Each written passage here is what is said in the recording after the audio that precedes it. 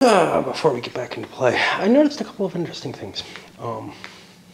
Did some digging around online about the game.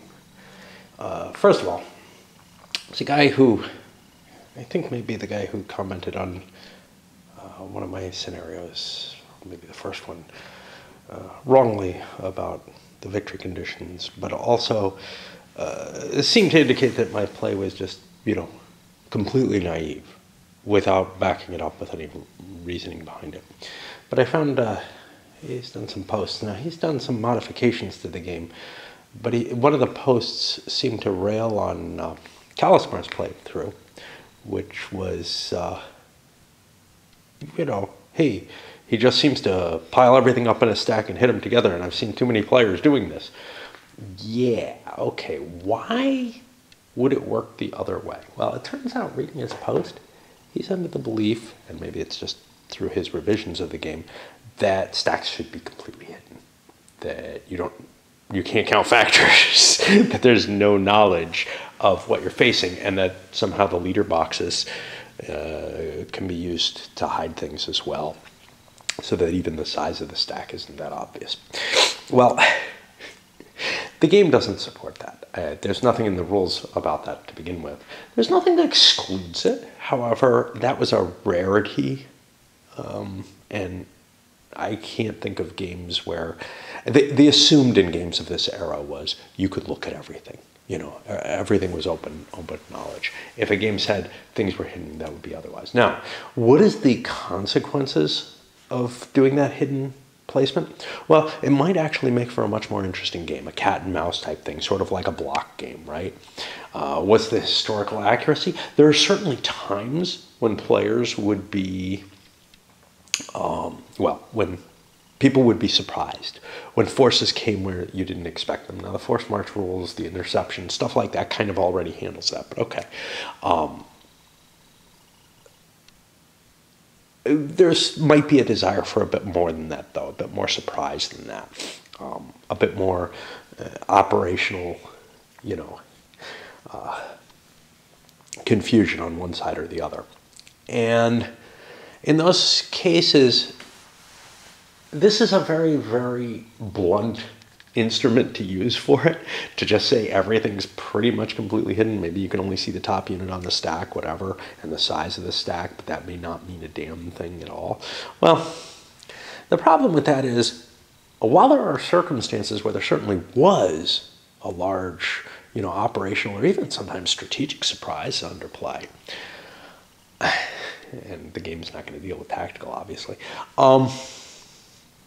they were still by and far the rarity. And I think the game's interceptions, etc., actually handle that better. So the only way you could really justify hidden stacks of any kind is if you had scouting rules as well to go with them. And then you could have some historical, aspects with it, where the scouting rules maybe fail or whatever. Okay, so that's one of the things I dug up. The other, I found a couple of comments about IR3, and I know a lot of you are interested in this, and maybe I'll mention this, when I get to the review. That could be very soon, or it could be after all the scenarios, and I really can't tell you the truth on this. My guess is I will make it through more than this one, in a form of masochistic delight. But Doc Cummins, I'm not sure which, over at Decision Games, stated that they're making some changes, making the map a little bit bigger, the counters a little bit better, stuff like that. Kind of standard stuff that DG likes to do, but they're basically not changing the rules. And then I think Joe Youst is doing the development work. He certainly seemed to be the point person on all of these questions. He came back with, yeah, there actually is one. The major difference is how supply is handled. Instead of it being completely deterministic, where you can just count up and see, can I make it here? Will I be feeding my troops, or will they all die? They added a supply roll to it, which is a very sensible thing. But I don't think it's going to change the game too much in terms of the flavor of the game. You're just going to have a little bit of attrition that maybe, you know, well, there's a chance I can make it, there's a chance I can't. But instead of, you know, calculating exactly how many troops you can get into the place safely, and that is exactly what you bring, because anything else dies. Instead, you have kind of a randomizer factor that allows you to bring to have a little bit more randomness. Now, there's an option to use the original base game calculated supplies as well. So you wouldn't lose that if that's appealing to you.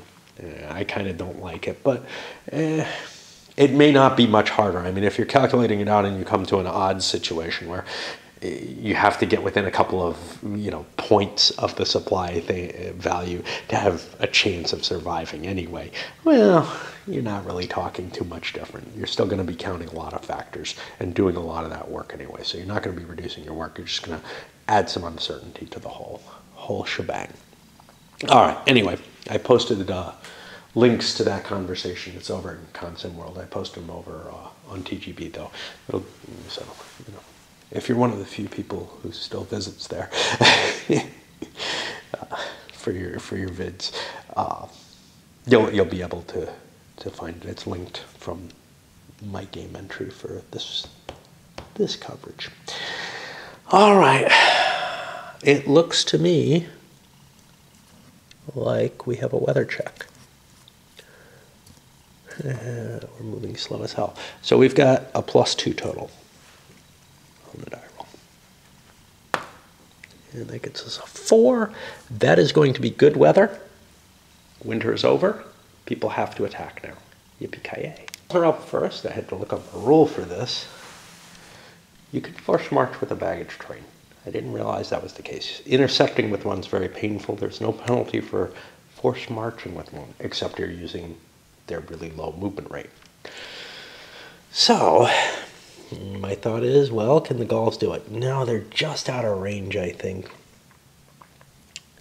Unless there's a train here. There is not. From here, 2, 3, 4, 5, 6, 7.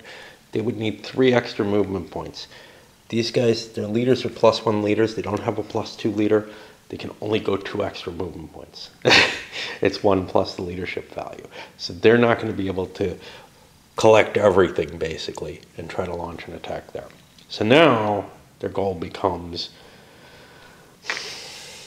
try to split up, do damage where they can against Caesar here, because we really can't launch an attack on here. We got to be careful, because whatever stack we send out here, that could be greatly at risk, because Caesar is here. Now, he doesn't have a lot of supply on him, but he's protecting these guys. You know, he can clearly not only intercept into that hex, almost assuredly, but he could also march up with his stack and, you know, do quite a bit of damage. So I don't know that there's really much opportunity for the Gauls to find an attack anywhere. Had I been a little closer with one of my baggage trains, had I been a little bit more clever, but that cleverness would have involved spending, you know, say, supply off of here. That's the kind of pre-planning that I'm really bad at, but there is some possibility to do some clever things and to try to get a jump on an opponent. That's hard for me to do solo. It's hard for me to do opposed, but a little bit less difficult. Let's see how being split up works. The Gauls set up across here. Possibility of being able to intercept if an attack's made on anything. And along here, same kind of thing. And both of them putting pressure on this center point to such an extent that I'm actually not having to pay any supply here, but I'm in striking range. And Lavinus kind of has to get away. I made an attack here. That didn't go terribly well. I took a loss, did 3/4 damage to the Romans. Didn't really matter. Any damage to the Romans would have been sufficient. They only had 1 unit left. No, only 1 unit there. But I ended up losing 8 stacking points. Well, 6 extra stacking points, more than, that's not right. I think I miscounted by a couple of points. Oh no, because of the leader. Yeah. I ended up losing 6 stacking points extra and an unnamed leader who might come back in exchange for killing off an elite unit that can never come back. Not really a great payoff for me, but kind of cool elsewhere. And wait a minute, we took 2, 6, 7, 8 stacking points. That's a buck for Caesar. Combined Roman movement. I'm doing this side first.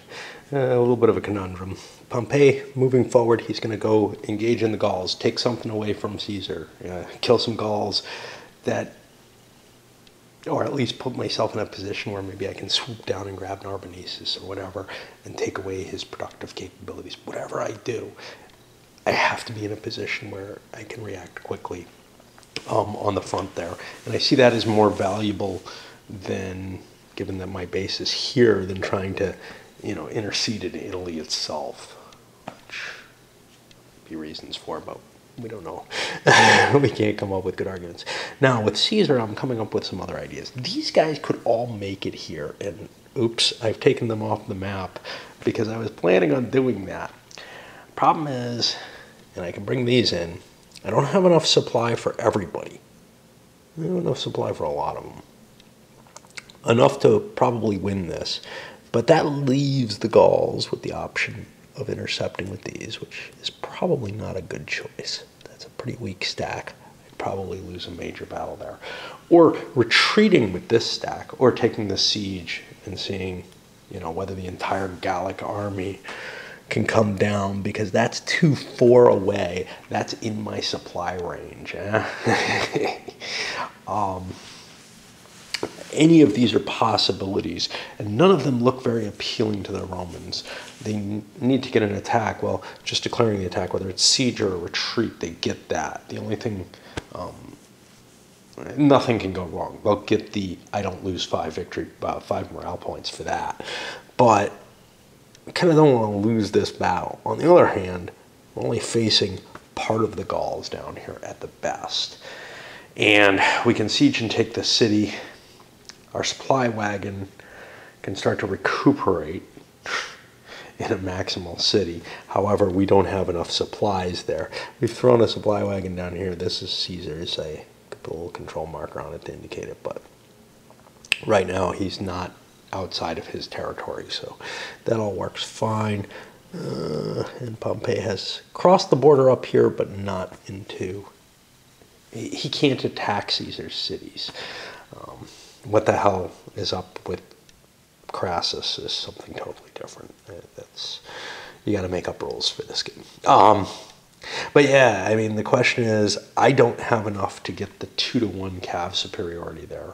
I don't have... These might intercept. If they do so, then they can't hide in the castle or in the fort. So chances are that's not going to happen. And I could win the siege battle if they stick around, and I almost certainly will win it if they don't. So I guess I'm going in, but I'm not thrilled with it all. And again, I'm just handling sections of the map. Eventually the leaders will break out and this will work fine. But right now this is just too complex for me to be doing all the Romans at once. And I'll try not to cause issues this way. Caesar. Now, why is he down here? He's not going to be able to muster anyway. Is launching the attack there.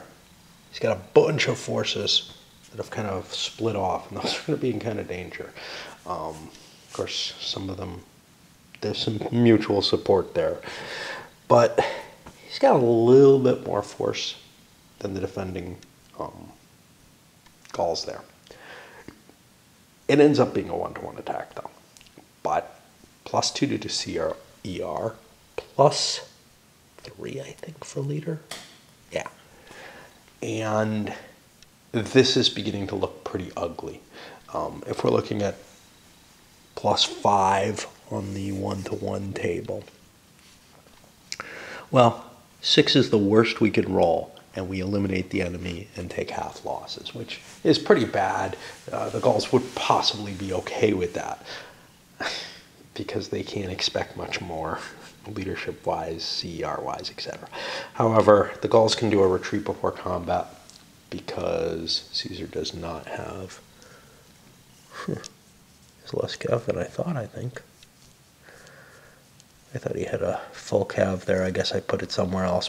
He wasn't going to have enough to get the 2-to-1 odds to prevent a retreat, so I can even take the baggage wagon with me and just get out of here. That's going to allow Caesar to take that city. That's problematic because then he can start recovering his baggage wagon, but as things stand,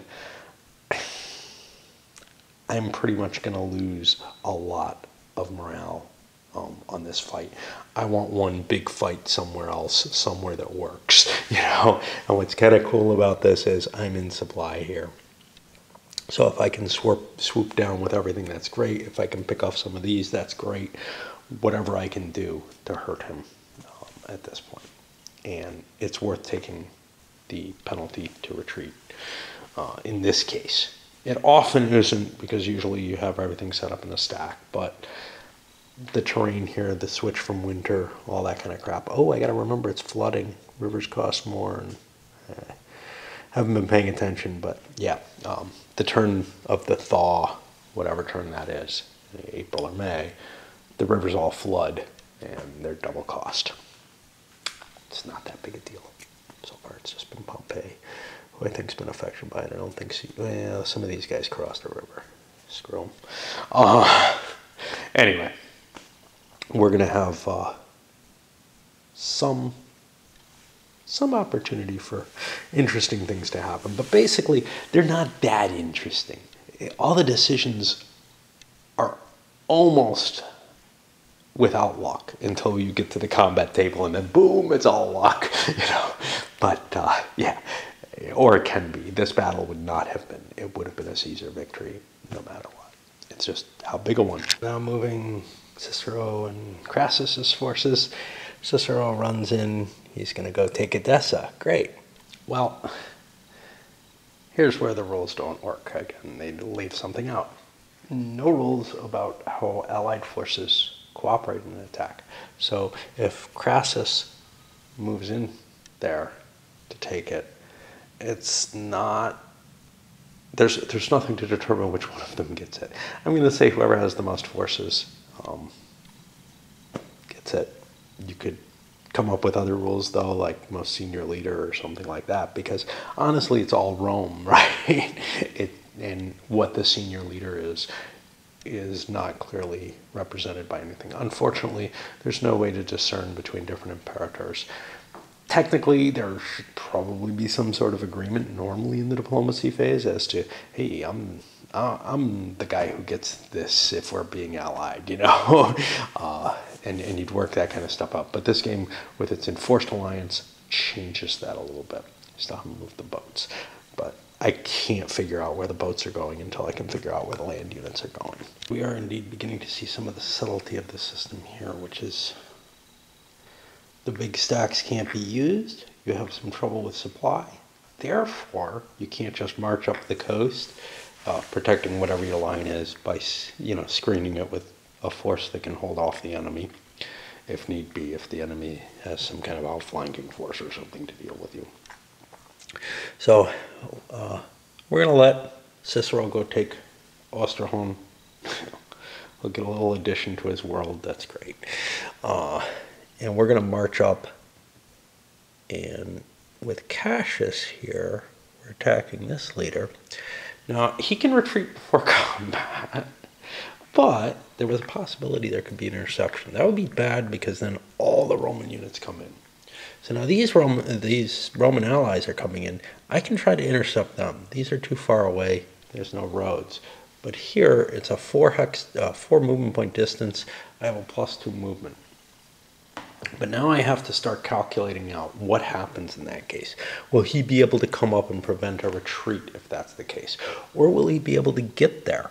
1, 2, 3, 4, 5, 6, 7, 8. Well, he can't just walk through the enemy. So he probably can't get there with everything. 1, 2, 3, 4, 5, 6, 7, 8, 9, 10, 11. So he could force march to get there, presumably, with very little losses. Which would mean the big battle would happen here instead of here. Geez, I don't know. The other factor in play is if Cassius brings everything into the game in one area, he's going to have to eat his supply. Now, he's got supply with him. He's okay with this little force he has. But if I can kind of trick him into overstacking somewhere, so, I mean, it won't happen. Like, I won't force march into here and overstack that hex. I won't have supply there, so that's actually pretty safe. So I think I'm going to go for that intercept. I don't know what forces I'm going to use. I want to get at least 2 to 1, you know? But, yeah. But the big problem is here. I don't think I have 2 to 1 cav superiority against those guys. These are the allies. They have a lot of cav with them, which means they can run away. And yes, this starts to make for a much, much more interesting game. It's still very, very complex to make the decisions. It's not just number counting anymore, though. It's more along the lines of games of the era that the original of this came out from, or a little earlier era, where you're, you know, figuring out not just the factors that you can get into play, but how far you could move the geometry of the situation. All that becomes much, much more important. And it has some of that feel in it, something that modern games don't tend to have, for good reason. But it's appealing to a certain, you know, a certain class of gamers. There's no question to that. However, most of the scenarios have most of the action happening along the coast. And that means supply is just off the ports and it's infinite. And therefore you can keep your stacks as big as you like and do whatever you want with them. As long as you're not in a weird situation like you're running low on ports in that ocean or something like that. You know, over here things are kind of weird. Caesar's having trouble because he can't latch onto a port yet. So until he does that, he's got problems. Over here, Crassus, Cassius are having difficulty here because, and for that matter, the Parthians are too, because it's out in the middle of a landlocked area. Supply is pretty good. You can have big stacks, but you can't have everything without eating supplies. And then that sort of balancing between, do I use my supplies, which you can't really use on interception. I mean, I could try this with an interception there, and then I give up my further interceptions, and Rome kind of gets a free attack on these guys and wipes them out.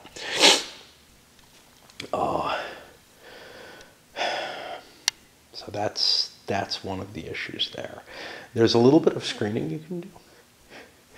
I don't believe until later in the game, when the Goths come, there's nothing. Yeah, like, you know, listening to the Cure and all that. There's and the Smiths, great. We must defeat them.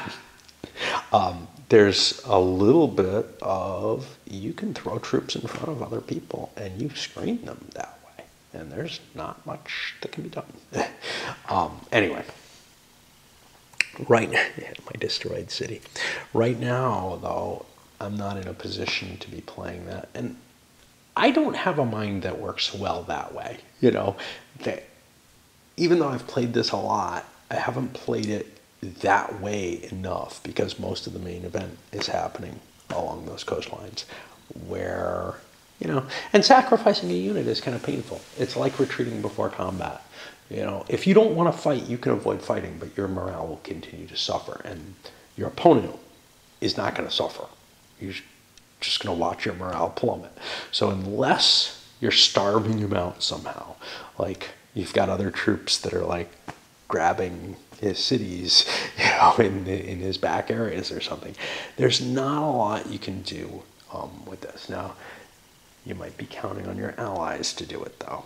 And yeah, I know I'm babbling like mad on this, but I'm trying to capture, because I know, and I've seen it before, that there's more to this, but I can't quite get my gears sunk into it, Anyway, I'm not sure whether or not I want to intercept here.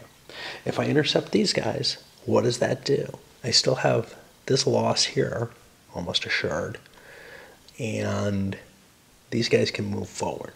If I wait until he gets here, well, I can't face the whole Roman army with the Parthians. But maybe I can fall back and watch Cassius, and eventually Crassus, if it comes to that, have trouble due to giving them too much ground. That was kind of my thinking. I was hoping to be able to get a death strike here. Now, what if I intercept here? Well, then these guys are out of play, and there's enough cav to pin him, because he's a very small force stuck in this stupid place. But maybe some interesting opportunities come from that, where I can gather my forces and launch an attack. What I can't do, what I have to be careful of, is these guys. Can they reach here? That's 1, 2, 3, 4, 5, 6, 7, 8. Yeah, they damn well can. So I've got to leave a fair-sized force behind to protect my wagons, or else he'll slip in and smash them. Ouch. Parthians are just so much weaker than the Romans. I decided to bring my wagon with me. Only succeeded on a 5 or 6. Happened. I'm in there now. That creates some real problems here. But this battle is going to succeed. These guys are going to retreat. They're going to lose a unit because of stacking considerations. They were counting on getting in here with the supply wagon. Now they can't. So I think they can't. They're not allowed to retreat into a hex that has a quarter of their strength. I'm not sure if that does. Retreat here was allowed. I combined all of Cassius's forces in there. That's a safer move, but it cost him a supply marker, which is painful. And we took this. Ozerhon, or whatever it is no longer Parthian Medias. They lost the points for that, as well as all these battles they lost. But they did not end up with it in anybody else's hands. Currently, Rome has this split between Cicero and Crassus. So, okay, that was painful. And now we're hitting the Parthian turn, and oh boy, do I think I have it in me to do that. I probably have enough time tonight to do it. I don't know what to do with them, They are so outclassed. Historically, they managed to beat Crassus. In fact, after Crassus comes with reinforcements, they managed to beat him. Well, he ran ahead of his reinforcements, so I guess that doesn't count. But yeah, essentially facing the situation I've got right now, except maybe with a better leader, because Cassius is a little better than Crassus. And if I don't bring Crassus around, the reason Crassus is staying in Italy, or one of the reasons, is he's able to build troops there. Cicero's not. He currently has a larger army in Italy than Cicero does. As long as he doesn't go here, he's fine. And if Cassius can pursue the war and win it without, any regard to the actuality of the situation. Now, that may be my incompetence. What am I seeing here? Well, not a whole hell of a lot. Let's see, this Adiabani could be taken. Does anybody own that? No, that's probably a client state. And that may be a problem that I'm in it. Uh-oh. Wonder what I'm doing there.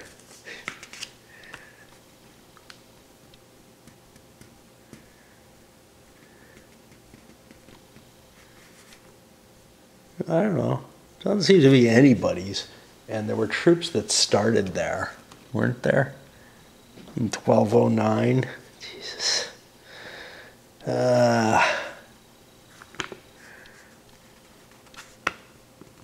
Maybe not. No, there, yeah. Some of the allies are there.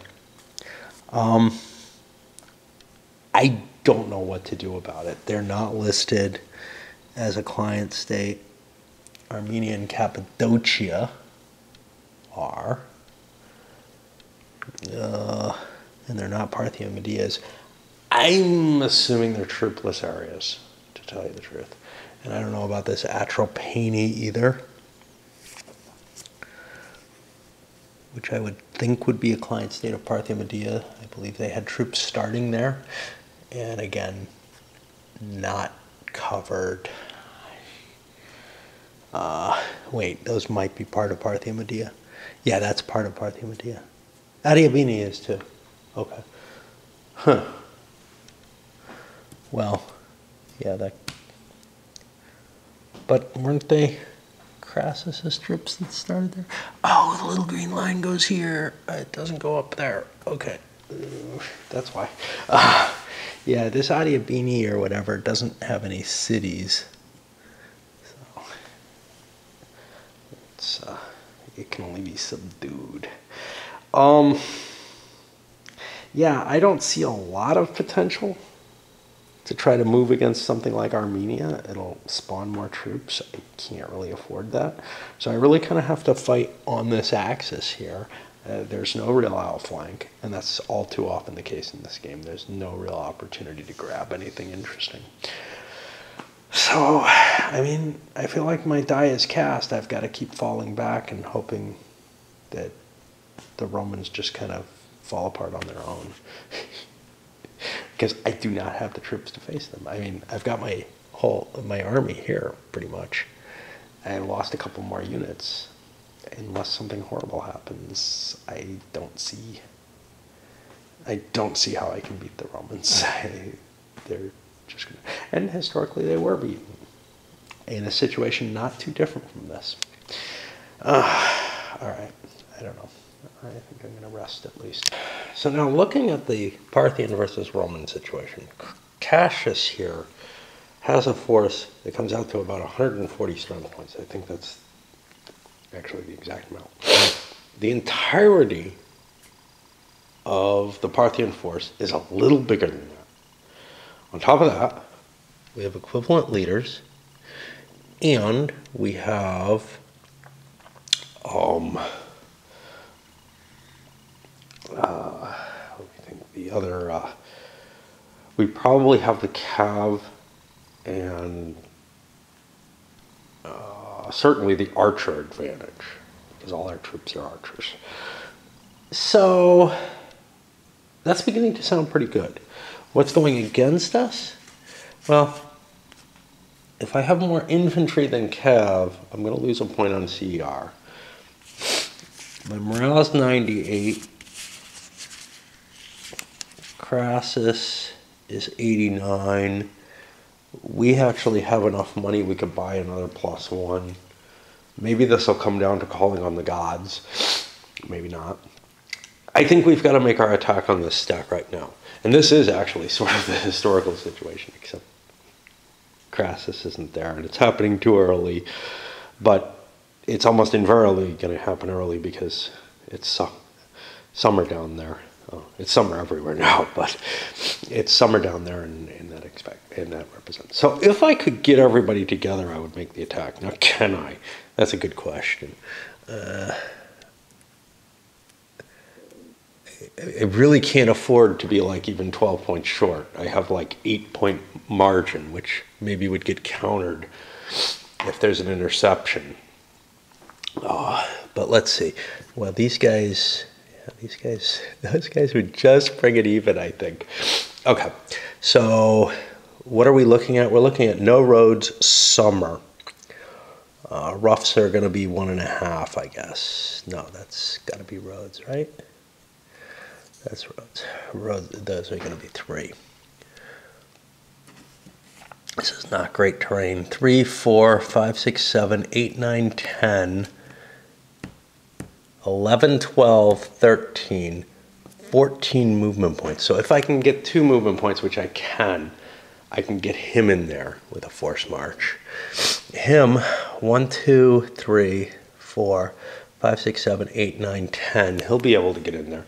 And I got to keep track of which directions troops came in from in case there's a retreat. If you completely cut off all directions, they're not going to retreat. But basically, I'm going to be able to fall back in this direction. So I think we're going to be able to hit Cassius and get kind of a nice result out of that. It's going to be the, you know, the grand battle that this game always generates. That's fine. You know, the grand battle is absolutely on the spot in terms of history, and the fact that it's somewhat random and that they're closely matched forces. Hey, that's something you buy into when you get this game. So I'm okay with that. It's just, it always happens just a little early, but here, this scenario with its special delaying rules does help quite a bit.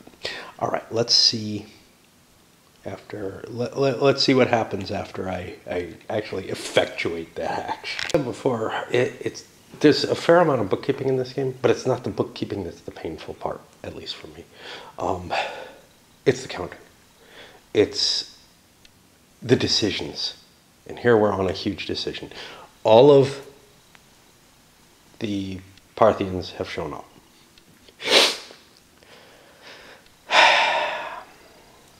I intercepted with 1 stack. Cicero says, screw you, man. I don't care about you. You can go die. That would be great for Cicero, because Cicero then kind of inherits the East. Of course, he's exposed also, but he really doesn't want this Crassus faction in Italy facing him, and that faction will defect to him. He'll get lots of morale. He'll be in really good shape, except that the Parthians will probably win the game. But and that's something we have to think about. How close are they to winning the game if they win this battle? They shouldn't be. They need Armenia, Cappadocia, and Syria. Can I hold those? Well, Armenia and Cappadocia, I think, are client states. Are they not? Yes. That's one client state, Armenia, which will give us some additional forces. It does put Cicero in the tough position of, unlike Pompey, but like Caesar, having a fight on his hands that he has to deal with. Now, what's his victory conditions? Any 2 Romans can, if they control only 2 imperators. So Cicero just has to be one of the 2 imperators.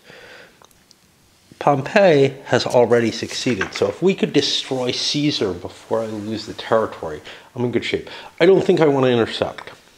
Among other things, Crassus could leave me in the lurch. Well, I don't know. But I don't think I want to intercept, which means we're stuck with this position. But it turns out Cassius has enough cavalry to slip away. And now I count all the factors, determine what the odds are, and whether or not I want to leave. And again, I've got to count these factors if I do the combat anyway. It's just kind of painful. These guys have already paid their supply token, but Cassius doesn't need to pay his if he leaves. Numbers come out to 140 for the Parthians to 148 for the Romans. Slight edge there. Now is when we have to, really try to squeeze everything out. Both have +2 leaders. The Parthians are able to call on their gods. I don't feel like Crassus is able to. The Horses, let's check, make sure I'm right about the Parthians. All Parthian Median units are archers. So we're going to get +1 for the majority of archers. Let me make sure. I think I don't remember if it's majority or twice as many in the combat rules. twice as many. So I'm only going to get +1. I thought I was going to have twice as much cav. This is a close thing. And here's the problem. If Crassus doesn't fight here, he loses 5 more morale, he falls back, what's going on? Well, he has the potential advantage in Italy. He's got more forces there. I think that the Parthians are going to have a harder time advancing. This is not great stuff to advance through. We were looking at this with the Romans. They weren't going to be able to just plow through Parthia with ease as long as there's forces opposing them. If there are no forces opposing the Parthians, well, first of all, Crassus basically disappears as a faction if he loses this battle. Even though he's not there, he'll kill himself or whatever. I mean, the stacking points I haven't counted, but it's going to mostly destroy his morale, and he's not going to be able to survive for very long. I think discretion is the better part of valor here, and I'll take the 5-point hit to retreat. It's a close call, because this is actually what is going on here. The Romans have a little bit more. So this is going to be a 4 to 5 attack at +1 for the archer advantage, which puts us, there's a possibility that the attacker's eliminated, but he'll take the defender along with him, and the Parthians can recover from that. Crassus can't. And then as we get further up, there might be no result. There might be a bonus. I mean, we might get lucky and get the no result, or we might get really lucky and wipe out the attacker. But there's a +1 bonus for the leadership, for the archers. I think the Parthians are going to be able to get to +1 on morale. It's hard to see. 98 to 89. We're already ahead, and we have the treasury we can throw in, so we can get a +1 from that. And we're going to probably count on another +1. So we're probably looking at from the gods. So we're probably looking at like a +3 bonus for the Parthians. I can't face that, so I got to withdraw. And that gets us going into May with Crassus falling a little further. 80. That can't be right. What the fuck did I turn? I took the points off Caesar. Okay, so that was 8 points. He'll be at 81 morale. Let's get Caesar back up. And the Parthians will be at 101. So yeah, we're still functioning here. And we're going to play the delaying game here and wait and try to beat Cicero here instead of the historical. But this is kind of cool. It's the closest to a historical situation that I've actually seen the game generate, even though it's, maybe a little early. But Crassus isn't actually there. But that's okay. We find ourselves in another difficult choice here. The last asterisk. Leader of the Gauls has just moved into the hex, and this is the time when we can decide whether to throw things in. We're not going to be able to withdraw from combat. We could take it as a siege, but Caesar isn't going to last long with a siege. And I don't have a whole lot of forces to launch an attack with for his force. I kind of positioned myself poorly. I think Caesar's got a chance of dying here. And that would end him as a faction, which means to me that I think we have to attempt interceptions here at the least. I don't know. Yeah, we got a leader there too. We might be able to get there from there. That's a little rougher due to the rough terrain, which costs 3, 5, 7 movement points to get in there. That means I only make it on a 6. But the others have a shot. Caesar's attacking. I counted things up. He's got a 151 to 224. That's going to put him down to the 2 to 3 table. It's a little bit better than 2 to 3, but you round down on these. Uh-oh, I may be screwed. I got to take care of this, though. So there's no modifications for terrain. Now, I been screwing these up. I forgot about them, and they're kind of poorly placed in the rolls. So like rivers is covered in one place. Rough and marsh give a bonus as well. Forest doesn't. And there's nothing that, you know, screws with cavalry or makes it better in the clear that I can see, which seems a little strange, but whatever. All right. So we're going to be at the 2 to 3 table. I had to eat my supplies. I only had one. I barely make it. Yeah, I don't know if I could have brought in an additional force from here without, you know, screwing up and losing units, which obviously you wouldn't do. All right. What are our modifiers? Well, Caesar's +3, which versus him is +2. So we're going to mark that way. Let's take a look. I mean, this is a really big factor. So the Gauls have 106 with no money. Caesar has 113 with 10 bucks. We're not going to see any morale shift there. Except that's not Caesar, is it? Oh yeah, the grays are gone. A versus C. That's 2 more. That puts Caesar up to a 4. Caesar's going to call on divine intervention. There's no question there. So is Asterisk. Because the problem with Asterisk is if the Gauls lose this battle, the Gauls are pretty close to wiped out. So we both have to do it. And that's often the case. Nobody's got any penalties. Caesar's got a +1, though, as the Pontifex Maximus. Special rule applies to very few leaders, but Caesar has it. Okay, we're both polytheists. We'll give Caesar the red die. It's going to be a while. 3. The auguries are unclear. Ask again later. Oh, the magic 8 ball says no.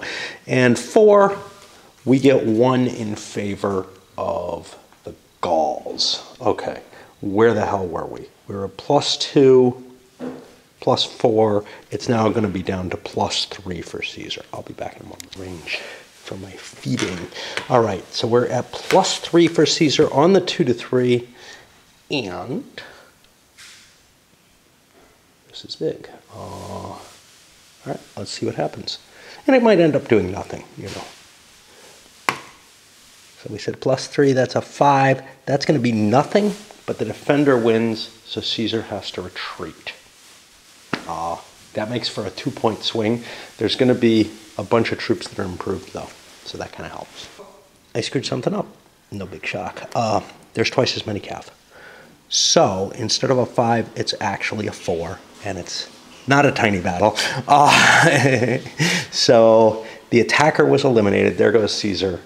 And I'm sorry, the defender was eliminated. No, that can't be. Yeah, the attacker was eliminated, and the Gauls are going to lose half of the attacker's force. The attacker's being eliminated means the Gauls have the chance to knock Caesar out of the game. They probably want to do that because that'll wipe out a bunch of these forces here, because it's only 50% rounds up. And I'm going to have to go eat before I can resolve all this. And the after effects. Well, it wasn't as many points as I thought it was.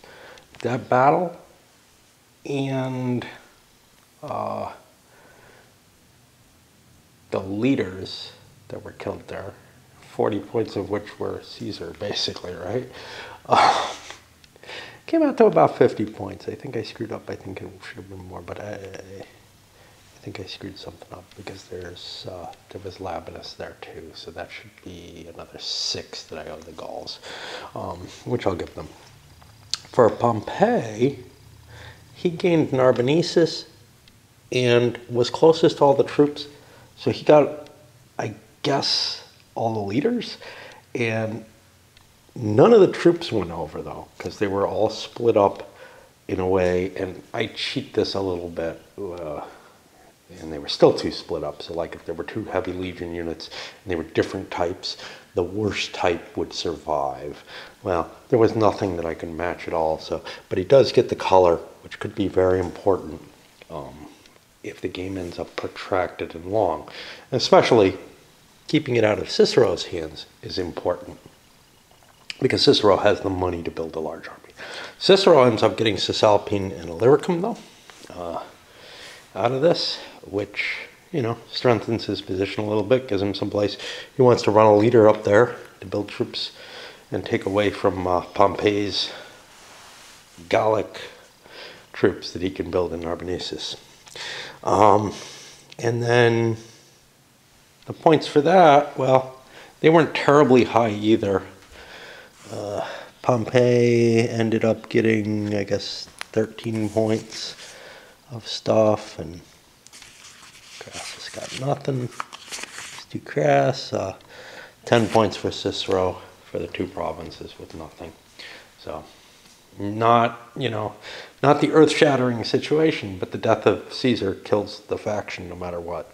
Unlike the last, the Great Mithridatic War, I think, there's no... That had a huge succession on all the sides. None of the sides would really collapse due to a single battle. You know, you had to knock out the troops and whatever in order to do it. Well, here, most of Caesar's army was destroyed, and he still wouldn't, you know, 50 points, he could have absorbed that. That was about half his value. That's including the 40 points for him. Part of it is because the Gauls took a lot of hits. They got very few points. They got 10 points from troops, and that's because they actually lost when they were forced to take, you know, casualties by strength points. They lost more stacking points on a per strength point basis than the Romans did. I'm not quite sure why that was the case, but it just turned out that way. I mean, it doesn't even make sense. But I don't know. I may have screwed something up because all the heavies disappeared. I think I must have screwed something up.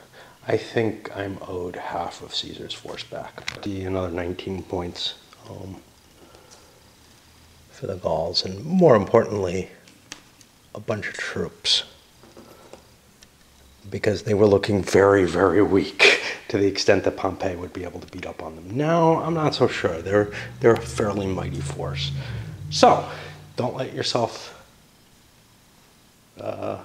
get pushed into a situation where your imperator is doomed to die unless you throw everything at it, you know, and get lucky. And that puts the Gauls up to 175, which is a really healthy number, you know. I can do some retreats. I can not attack a little bit more. I don't have to feel... The difference is the important thing, the difference between Pompey and I've got a 30-point swing there. I don't think the barbarians are allowed to take money. They would have gotten like $5 off Caesar or something, because he didn't have much, had that been the case. And, you know, now we lost some units, which means we'll be able to recuperate. We have our replacement rate, which is 6. You know, we'll be able to build some of our units back, at least, which is cool. And that moves us back over to the Roman faction to do what they can do. And now things start getting interesting, really, because the destruction of Caesar means Pompey kind of has to deal with the Gauls before he goes any further. But he also wants to worry about the possibility that he's going to have to do something about Cicero here. We may end up with something interesting, like Cicero and Crassus winning or something. I don't know. It would be amusing. Hey, on the Roman turn, none of the Roman players were able to make an attack. However, we're not going to be able to build troops either, but we kind of positioned ourselves so we'd be able to get some of these... recuperated some supplies. Cassius pulled back. Crassus brought his navy and additional reinforcements in. He now has a bigger army than the Parthian Medians. Before it was about even. However, by doing that, it meant Cicero got stuck over here. He was trying to leave. He got intercepted, not by an all-cav force. That would have been even easier. Except I probably cheated. Looks like I'm too far away. Screw it. You know, There's a lot of little things in this game, and it's easy to fuck up, and rewinding them is just too much effort. Anyway, he would have gotten slammed anyway. And what that means is Cicero lost like another 10 points on top of 5 for not attacking. There's not really anywhere where troops can be built. He can't abandon Italy easily. He has nowhere where he can attack. He's getting wiped out over there. He's just in a lot of trouble. The question is whether or not Parthian Medea is able to win the war by beating one of these two stacks before they combine. And if they combine, then I got to start falling back and hoping that Cicero, that somehow Cicero wins in Italy. Now, the odds are much, much less because with Caesar gone, there's a -2 to that die roll. Remember we needed a 12 before? Well, it's going to be +1 because time passes, but it's going to be -2 because of Caesar. So there's absolutely no chance that the Civil War is going to break out at this point, which means Pompey can kind of try to focus on the Gauls to whatever extent he can. And, well, Crassus moving his forces over to the east makes more sense. He's not really risking anything here. And that brings us to the Parthians, who probably are kind of screwed now. If Crassus hadn't come over, we got a 50-50 chance of winning the fight. But with him there, and it's not like there's much I can rebuild. I didn't lose much. It's just my army's so much smaller than any of the Roman players start out with. And that may be historically correct, may be perfectly fine, but it means you're not going to be, and you wouldn't anyway, you're not going to be the idiot that Crassus was historically, although Caesar managed here to do pretty well. So, I mean, the game's got its way of oozing into your ability to screw things up, as a lot of war games do.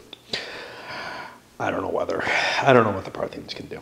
If they catch just Crassus, that would be potent. But I don't think I can run that far.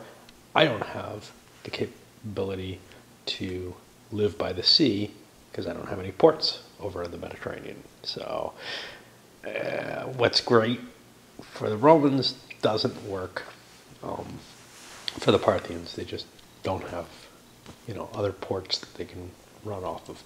The Roman powers are all perfectly fine. I mean, they all basically have whatever transport they need in the Mediterranean. The problem for Pompey is this is too far. I couldn't get here and take this and risk the attack here, and my supply wagons are not full. The one that is walking. It's got a long walk to make it. So our morale is going to decrease while we try to prepare for, the war that we're not meant to really fight. Now, it makes sense that we have to fight Gaul with Caesar gone, but it also doesn't really make sense that, we're not charging headlong into a stupid battle we're going to lose. Therefore, our morale starts dropping. And it drops rather fast. 5 points a turn is not nothing. I mean, and that's probably where I think the game needs its tweak, is the morale points for a battle, for the collapse of a faction, whatever, and the morale points for not attacking, they all seem a little high, and maybe the morale points for everything. So maybe the way to handle this is pretty much take the morale points and just have them, whatever they're from, The Roman capital collapses, everything. The capital collapses have their own problems, which we don't really want to think too much about in this scenario. But they could easily happen with some of the Roman factions, except that there's... Who's going to screw with the grain on Cicero? That's a good question. Once Cicero collapses, whoever gets Italy can, is probably going to have plenty of grain as well. They can pay from Egypt. So that's expensive every turn. Anyway, that's where we're at. And Crassus, the Parthian Medians with their higher morale than Crassus also pull away. We can't fight those. even if we swung, I mean, we couldn't get this with enough force to be able to assault it. Parthians, I believe, are considered to be bad siege, so the forces are tripled when they're sieging things. Taking this, we're too exposed. I'm not sure, but 2, 3, 4, 5, 6, 7. I mean, the supply wagons probably can't get there. 2, 3, 4. Yeah, that would be 7 to there. So we could have safely taken that, but in a sense, we kind of want to leave that in Cicero's hands because that strips it from Crassus being able to get it, which means he won't be able to get this province, and Cicero won't be able to get the province because he doesn't have the troops. So nobody really gains from it. The Romans don't get any taxation or anything from it of any value, which makes life an uglier thing. Trying to get through the desert. Desert is not pleasant. It has 0 supply value, which means if you have to end your turn in the desert, you're just screwed. Now, there's something interesting in this. You'll notice, and there's some things that I'd kind of want for maybe from what I'm thinking is Conquistador. There's 2 things in this game that I feel the rivers fail to do. One is, if you're in the desert, being along the river gives you a certain amount of additional supply. It's not going to be a lot, but it should give you 4 points. And it's probably true everywhere. The second thing is, the rivers were highways. The Roman campaigns handled in Germany, they ran along the river lines. The Rhine was a huge supply source. Was it the equivalent of ports? I don't know if anything was the equivalent of ports in this game. You know, hey, every single strength point in the game can run out of a single port, basically. Yeah, that's bullshit, but, you know, your whole counter mix can run out of one port, as long as it's connected to another port. You know, and they could be dinkers, you know. It could be this doinker here, and you're running to, I don't know, this doinker here, or some little, you know, something like, well, that game's not small, but, you know, I mean, some other piece of crap that there's barely any supplies coming out of. And that works just fine.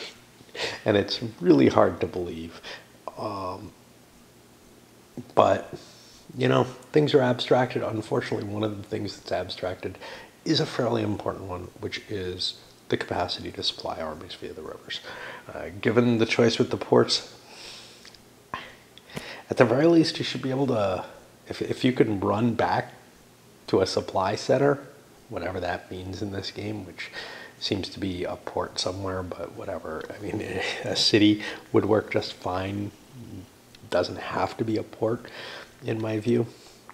But supplies would be able to be transferred up the rivers or down them. And, you know, I don't know, maybe not infinite, but maybe 32 points or whatever, 32 stacking points, more than you can get from any single area if you're along a river that's not, you know, interrupted or anything. But that rule's not in the game, and it would add additional complexity to a game that's already got a lot of crap hanging on it. All right. Anyway, this is where we're sitting. Let's see if I can remember the date that I ended last time. I think I may have done March. I'll have to look at the video. But in this one, we are ending in May. So I don't know, the last one may have been just the February turn. All my angst built up in one video. Probably the case. All right. May of what? Yeah. May of something 5. Probably 65, right?